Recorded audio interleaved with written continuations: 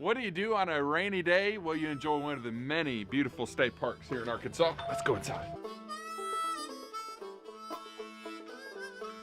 Oh yeah, we're checking out the Lower White River Museum State Park, and we're gonna have a quick conversation with the local citizens to see why this place is so special. And I wanna know, mister, what got you here? How did you end up here?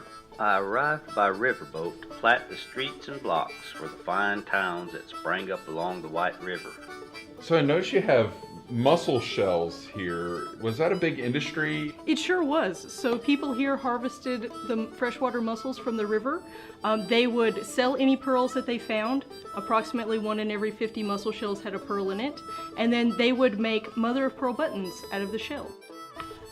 What is this? It looks like fishing net needles. Is that something that was made around here by local people? It was. So people would hand carve their own net needles and then knit their own nets to fish with.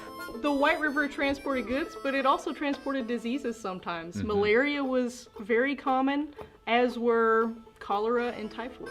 So Des Arc was a steamboat port, and steamboats would come in from places like Memphis and New Orleans and St. Louis, and they would bring people and goods and mail. Monica, I've called this meeting to an order because I want to know what this room is all about. Is this just for you to enjoy? It's not, so we use it, but it's also open to the public. They can come and research their family history. And we also have a microfilm machine. Monica, you said something that went all over my head. Microabrasion? Microfilm. Microfilm. What is it? Microfilm is a way to store historical documents. So you take pictures of them and keep them on this roll, and then we have a machine that allows you to view them. When we thought about coming here, we didn't realize it was the smallest state park in Arkansas. But here we are, the Lower White River Museum State Park. I've learned things that otherwise I wouldn't have known. We encourage you to come discover this place and go discover Arkansas.